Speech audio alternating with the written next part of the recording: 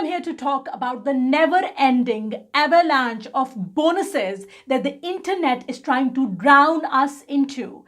Everyone out there, the moment they have something to sell, out comes the avalanche of bonuses. Bonus after bonus after bonus after bonus after bonus. And just when you think you're about to choke with all the bonuses, guess what happens? More bonuses. Stop doing that. It's not helping you sell. You're not selling more shit because you have more bonuses. Stop it. All you're doing is making people like us smother in bonuses. Oh, we don't like you for that. So stop it. So today I'm going to tell you all about why you need to stop with the bonus madness and what you can do instead to actually get people to buy from you. But before I do that, let me tell you how happy and excited and gratified I am to see you here today. The first time I saw you, I was like, I really like this person. But now I can't stop thinking about you. I think I'm obsessed with you. You're so awesome. Thank you for being here. Anyhow, let's talk about this obsession with bonuses and why it needs to stop.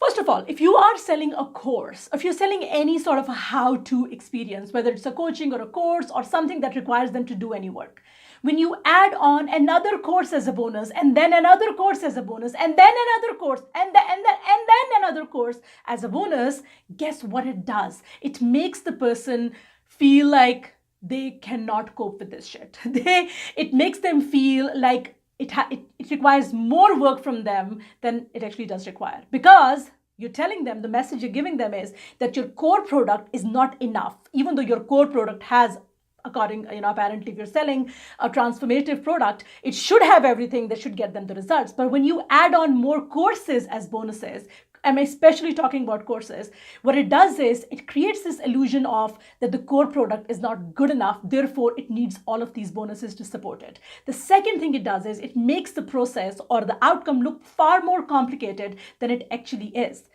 Why? Because every course that you're offering as a bonus is more work, right? They will have to watch the video, fill out the worksheets, do the work, and then get the results. You like this?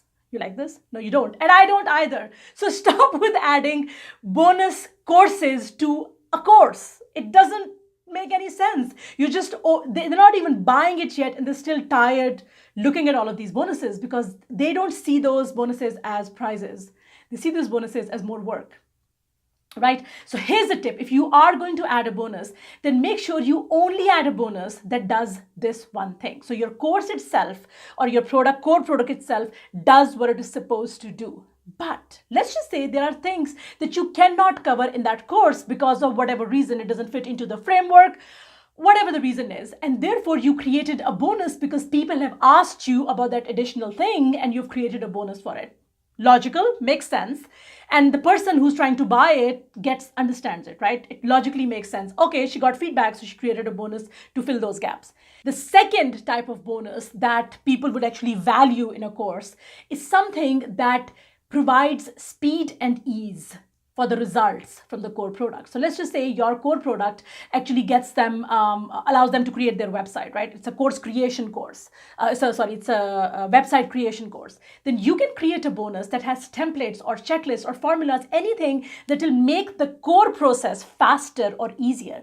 That is the kind of bonus that is valuable because they look at this and think, okay, this will help me do my work faster. This will help me do my work with more ease. So it adds speed and ease. Therefore, it is more valuable. Lastly, instead of thinking how much of an avalanche of bonuses I can create, instead start thinking in terms of what will be what I like to call a slam dunk bonus. So think of it in terms of slam dunk bonuses. Slam dunk bonuses are so powerful. They're such powerful resources all on their own that sometimes people would actually buy your whole entire product just for that course, just for that bonus because it's such a slam dunk bonus. Now, in one of my courses, I have something called the Pitch Perfect Workshop. People buy the actual course just so they can get their hands on the Pitch Perfect Workshop because I don't sell it separately. That is why it is such a slam dunk bonus. So yes, stop with the laundry list of bonuses. You're just overwhelming people. They don't think that just because you added all of these random bonuses and now the total value of your offer is $22,588, don't think they believe you, because they don't. Instead, they feel overwhelmed. They feel like, oh my God, what am I going to do with all this? So keep these guidelines in mind next time you are about to create a pitch, and think of the bonuses that should go into that pitch. I hope you enjoyed this video. I will see you soon on the internet. In the meantime, stay cool. Don't be a bitch.